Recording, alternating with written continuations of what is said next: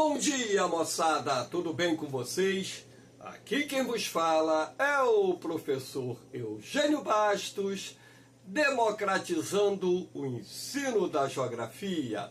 Moçada, vamos fortalecer o canal, se inscrevam no canal, dê aquele like, compartilhe o vídeo e ajude o professor Eugênio Bastos a democratizar o ensino da geografia.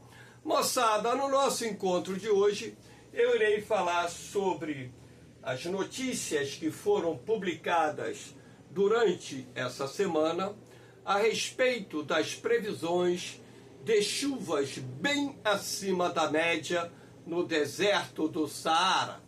Espero que vocês gostem do nosso encontro e, havendo qualquer dúvida, deixe a sua pergunta na parte dos comentários, que eu terei o máximo prazer de respondê-la.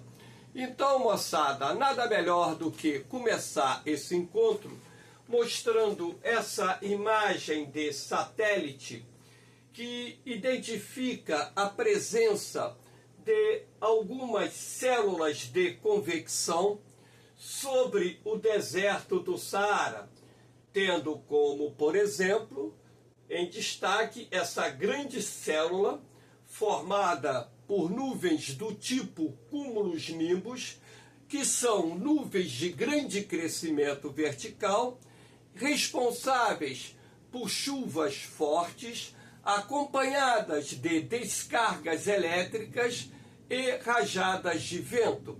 Então, esse tipo de chuva normalmente se forma na época mais quente do ano, sobretudo nos meses de verão. E assim também ocorre no deserto do Saara, não com muita frequência, uma vez que sistemas de convecção sobre o deserto do Saara não são muito comuns, até mesmo porque o Saara ele apresenta índices pluviométricos muito baixos, havendo regiões do deserto que permanecem durante anos e anos sem ver uma gota de chuva sequer.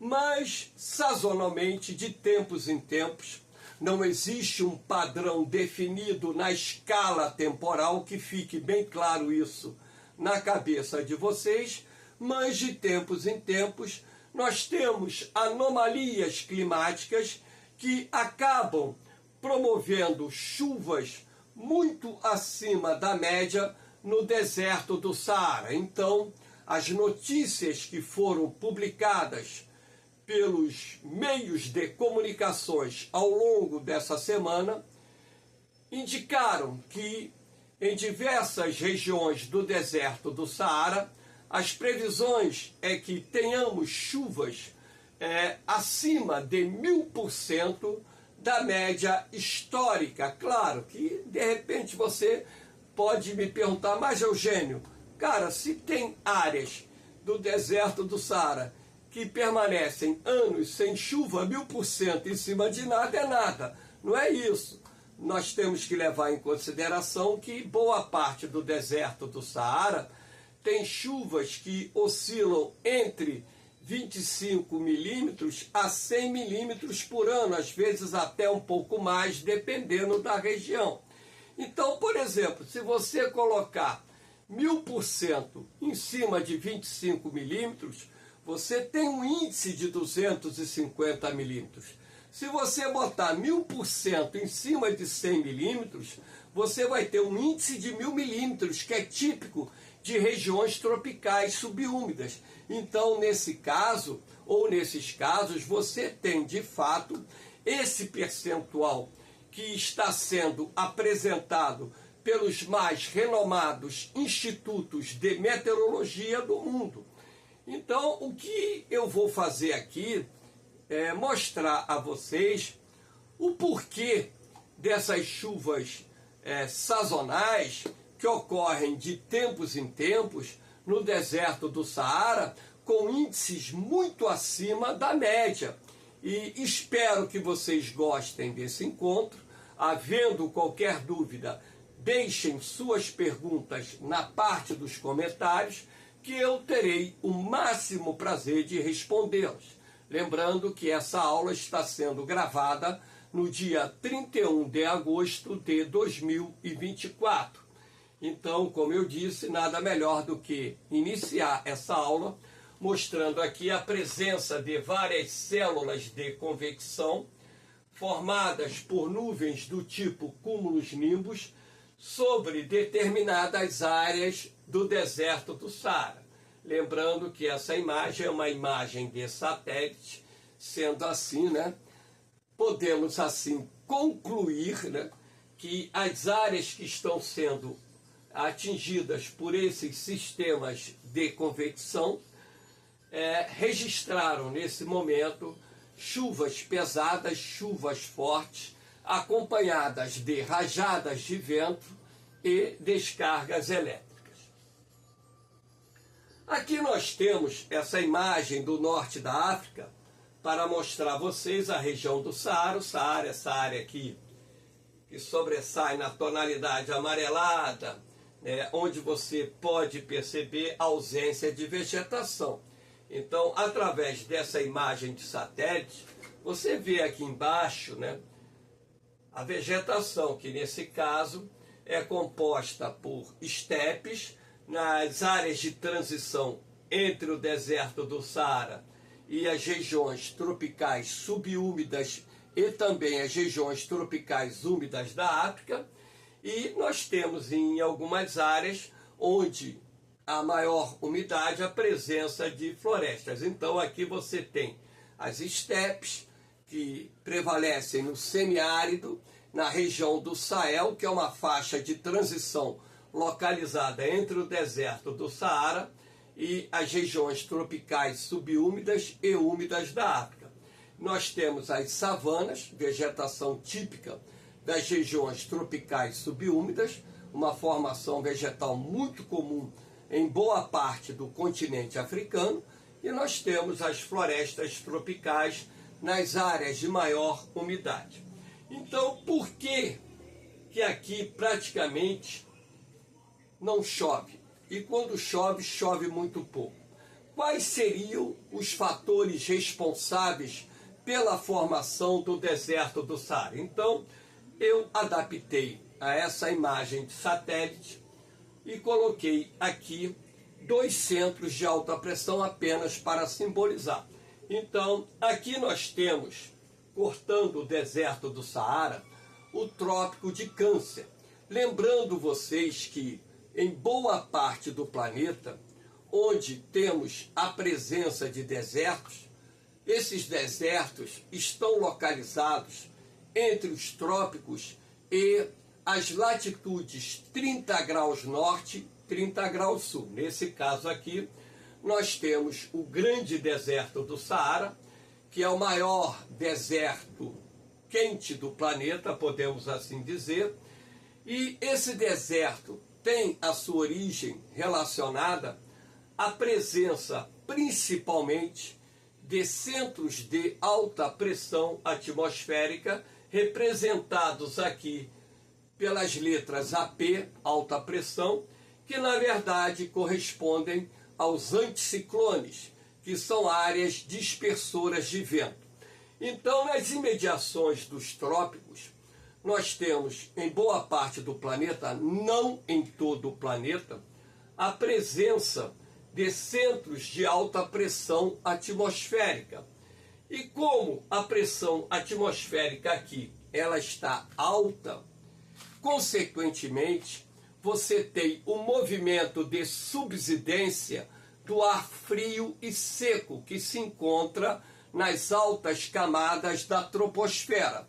Esse ar frio e seco comprime o ar quente, que provém da superfície do deserto do Saara. Lembrando que o aquecimento do ar ele se processa indiretamente. Primeiro, os raios solares aquecem a superfície do planeta e esta, por irradiação de calor, aquece o ar que se encontra acima dela. Então, sobre o deserto do Saara, você tem o ar quente, principalmente, é claro, durante o período diurno. Então, esse ar frio e seco procedente dos centros de alta pressão que atuam sobre o deserto do Saara comprime esse ar quente próximo à superfície, não só contribuindo para a elevação da temperatura do ar atmosférico, assim como inibindo a formação de nuvens de chuva, porque a formação de nuvens de chuva depende muito da ascensão do ar quente e também do ar úmido. Eu digo isso porque em boa parte do Saara, a umidade que é encontrada lá em cima na troposfera, né, podemos assim dizer que seria suficiente caso nós tivéssemos a formação frequente de centros de baixa pressão atmosférica na região. Então essa umidade seria suficiente para a formação de nuvens de chuva, assim como ocorre em períodos cíclicos na região. Então, mas como prevalece, né, sistemas de alta pressão e como esse ar frio e seco localizado nas altas camadas da troposfera exerce esse movimento de subsidência, ele vai inibir a possibilidade de formação de nuvens de chuva, o que contribui para o baixíssimo índice pluviométrico registrado na região. Mas também existe um outro fator que contribui para que o deserto do Saara se estenda até aqui o litoral do Atlântico, ou seja, o litoral norte-ocidental do continente africano, que é a corrente fria das Canárias, que banha aqui o Marrocos, que banha o Saara Ocidental e por aí vai. Ora, se a água que banha o litoral norte-ocidental da África é fria, você pode concluir que a água gelada ela tem um padrão de evaporação muito pequeno. Se a água gelada ela tem esse padrão mínimo de evaporação, consequentemente, a baixa evaporação da água do mar irá contribuir para a baixa umidade relativa e também absoluta do ar. Então, o resultado, mesmo aqui no litoral norte-ocidental da África, o clima em várias áreas é muito seco, justamente por causa da presença dessa corrente fria. E ainda existe um outro fator geográfico, né, que nós podemos considerar o fator orográfico, que é a presença aqui da cadeia do Atlas, que é um dobramento moderno encontrado aqui no noroeste da África, desde o Saara Ocidental até a Tunísia. Então, as montanhas do Atlas, elas possuem pontos com altitudes superiores a 4.000 metros. Então, na verdade, esse fator orográfico irá inibir também a passagem de nuvens procedentes do Atlântico, principalmente até nos meses de inverno, onde você tem uma maior frequência de frentes frias evoluindo da região da Groenlândia, evoluindo lá da América do Norte em direção ao continente africano. Então essa barreira orográfica ela impede que haja uma projeção maior de umidade procedente do Oceano Atlântico para o interior do deserto do Saara, o que contribui, portanto, para a existência não só do maior deserto quente do planeta, como também um dos desertos mais secos da Terra.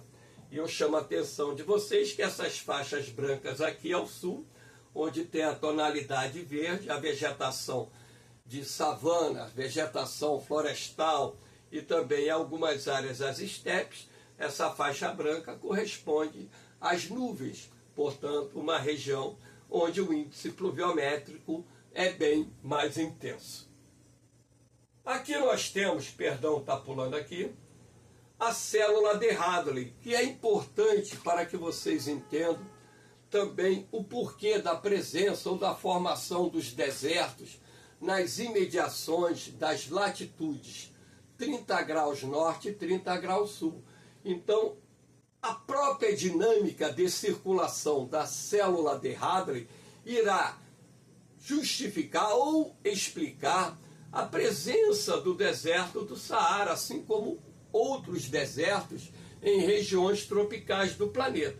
Então, por exemplo, migrando das imediações dos trópicos em direção à linha do Equador, você tem os ventos alísios.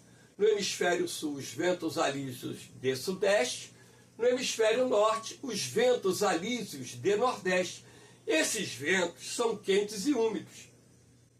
Aqui nas imediações da linha do Equador, uma região mais aquecida pelos raios solares, você terá o quê? O movimento ascendente ou as correntes ascendentes de ar quente e úmido. Então, na medida em que esse ar quente e úmido sobe, nós temos aqui a formação de uma célula de baixa pressão, uma célula ciclonal. Então, esse ar quente e úmido, ao subir, ele vai se resfriar. Ao se resfriar, o vapor d'água vai se condensar, formando nuvens, que nesse caso aqui, nas imediações da linha do Equador, são as nuvens de grande crescimento vertical, denominadas cúmulos-nimbos. E essas nuvens serão responsáveis pelas chuvas que ocorrem com frequência no entorno da região equatorial do planeta, formando uma zona de convergência intertropical, cuja sigla é ZECIT. Então, a ZECIT, onde atua, promove chuvas porque ela gera instabilidade do ar atmosférico.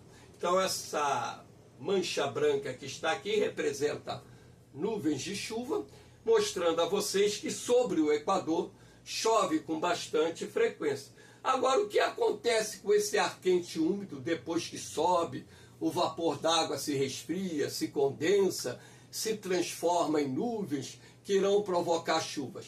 Esse ar vai se resfriar, ele vai perder umidade e, levado pelas correntes que sopram nas altas camadas da troposfera, esse ar frio e seco vai migrar em direção aos trópicos, tanto no hemisfério sul, assim como no hemisfério norte.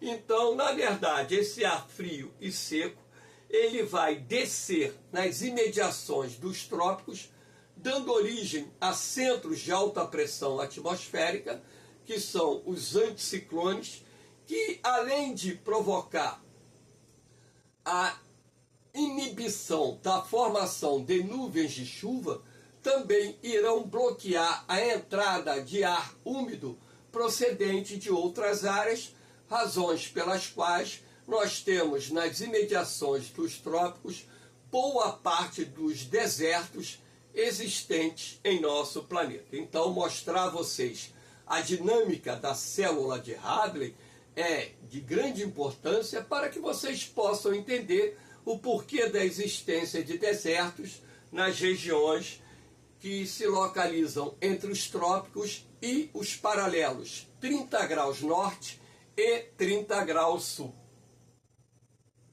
Aqui nós temos essa imagem, né, para mostrar a precipitação normal. Então aqui você tem a ZECIT, a zona de convergência intertropical, que no verão do hemisfério norte ela fica posicionada aqui, nessa parte do planeta, né? E aqui você tem o deserto do Saara. Então, isso em condições normais, que normalmente, né, se estendem por anos e anos, dentro desse padrão de estabilização das condições atmosféricas normais. Agora, de tempos em tempos, nós temos a mudança disso aí. Então, as previsões feitas pelos mais renomados institutos de meteorologia e que foram publicadas pela imprensa ao longo dessa semana, indicam chuvas até 1000% a mais em áreas do deserto do Saara no mês de setembro. Então aqui você tem o continente africano e por essa tonalidade aqui, esse modelo meteorológico prevê muita chuva em determinadas regiões do deserto do Saara. Então, na verdade, os cientistas dizem que isso ocorre de tempos em tempos, Então, é uma dinâmica de circulação atmosférica sazonal que não ocorre todos os anos, tá? Ocorre em períodos cíclicos variáveis e não há um intervalo de tempo pré-definido entre uma sazonalidade climática que umedece durante alguns meses de verão o deserto do Saara. Então, não existe, né, vamos dizer assim, esse padrão temporal entre esse fenômeno que está sendo previsto para o mês de setembro, e eu já tinha reparado isso com toda a sinceridade, porque eu vejo imagens de satélite diariamente, e eu já tinha observado que em áreas do Egito, do Sudão, lá do deserto do Saara, da Argélia, da própria Mauritânia e por aí vai, o Chad, estavam se formando sistemas de convecção incomuns. E eu estava já predisposto a gravar uma aula sobre o tema, e graças a Deus, né, com a bênção de Deus, né, foram publicadas essas matérias, onde os meteorologistas, claro, que estudam isso com maior, vamos dizer, profundidade do que eu, também identificaram esse padrão e fizeram as previsões que vieram corroborar para aquilo que eu estava já também observando, que havia algo fora do comum acontecendo no deserto do Saara, já no mês de agosto, e hoje, 31 de agosto, e as previsões para o mês de setembro indicando chuvas muito acima da média para várias regiões do deserto do Saara. Isso se deve, claro, ao deslocamento da zona de convergência intertropical mais para o norte. Isso não acontece todos os anos, isso acontece de tempos em tempos, e quando acontece, você tem essa mudança no padrão das chuvas que acontecem no deserto do Saara. Aqui nós temos um outro mapa, né? Um outro modelo, perdão aqui que pulou. Então aqui nós temos um outro modelo mostrando as previsões de chuva. Aqui é a África, o continente africano, né? Essa tonalidade roxa, né, onde há a maior previsão de chuva, né? Aqui na região do Sahel, que é a região intermediária entre a África tropical subúmida e o deserto do Saara, e você observa aqui em boa parte do deserto do Saara também com previsão de chuvas bastante interessante. Então, na verdade, aqui nós temos, né, um quantitativo de chuvas que foi, né, de certa forma, calculado em cima de um mês do ano, mês de agosto, em cima de um dia do mês de agosto, onde você pode ver a ocorrência de chuvas e que a ZECIT ela está acima do padrão normal para essa época do ano. E aqui é a imagem mais curiosa, porque aqui nós temos uma escala que vai até 500 milímetros, né? Que é essa faixa azul, que eu achei até, cara, previsão de algo em torno de 500 milímetros de chuvas, né, nessa região, algo assim bastante interessante, porque é um volume de chuva atípico, né, para o deserto do Saara, e isso não é comum que aconteça. Eu acho que pelo quantitativo que está sendo calculado, né, para o mês de setembro, é muita chuva para o deserto do Saara, né, 500 milímetros, coisa e tal, muita chuva, até mesmo porque em quase todo o deserto, né, você tem chuvas abaixo de 100 milímetros por ano. Então é algo totalmente fora do padrão, e escapando aqui só um pedaço do Egito, né, aqui o norte do Egito, que permanecerá ainda muito seco e não tem previsão de chuvas tão intensas. E o detalhe também é aqui na Península Arábica, né, você tem uma área da Península Arábica, pegando a Arábia Saudita, pegando o Iêmen e pegando o Omã, que também tem previsão de bastante chuva agora para o mês de setembro. É o padrão, aquilo que eu disse, a ZECIT ela foi deslocada mais para o norte, isso acontece de tempos em tempos, e quando isso acontece, você tem chuvas bem acima da média lá no deserto do Saara, e a gente tem que entender que o clima ele tem uma dinâmica de difícil compreensão. Apesar dos estudos científicos, né, o clima é muito difícil de se compreender, até mesmo porque há 2, 3 meses atrás, os meteorologistas estavam prevendo uma temporada atípica de furacões no Atlântico Norte. E essa temporada atípica de furacões não aconteceu, porque a Zecite ela subiu, né, aqui a faixa vermelha, né, onde está a Zecite no mês de julho, né, que vamos dizer assim, julho, né, julho, agosto, setembro, né, ela sobe, que é o verão do hemisfério norte, então a tendência era subir. A faixa azul o posicionamento da Zecite no verão do hemisfério sul. Então, quando a Zecite ela se desloca mais para o norte, ela leva esses sistemas de instabilidade atmosférica para o deserto do Saara, fazendo com que haja um aumento substancial de chuvas nessa época do ano, que é o período do verão. Estamos chegando no final do verão do hemisfério norte, e esse período, né, de final de verão do hemisfério norte, de acordo com as previsões feitas, será de muita chuva em determinadas áreas do deserto do Saara. Então, isso é ruim de um aspecto, tá? Isso é ruim por quê? Porque a Zecite posicionada mais ao norte, ela pode representar, para nós aqui na América do Sul, né, fugindo um pouquinho do tema da aula, para nós aqui no Brasil especificamente, um verão mais seco no Nordeste e na própria Amazônia setentrional.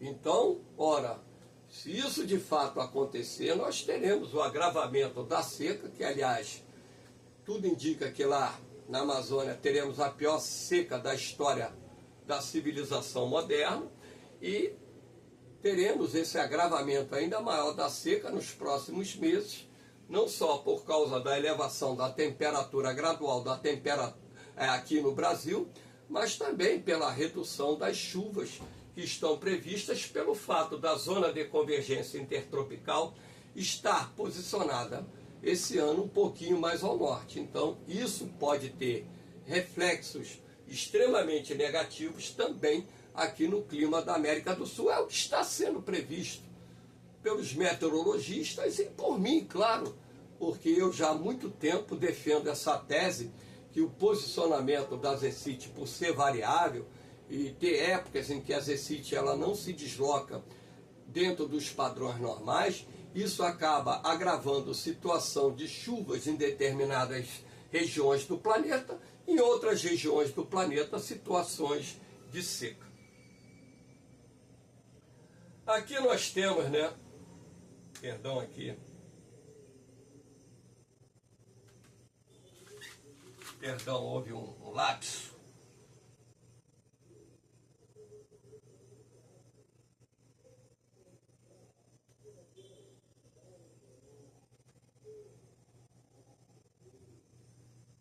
Houve um lapso aqui.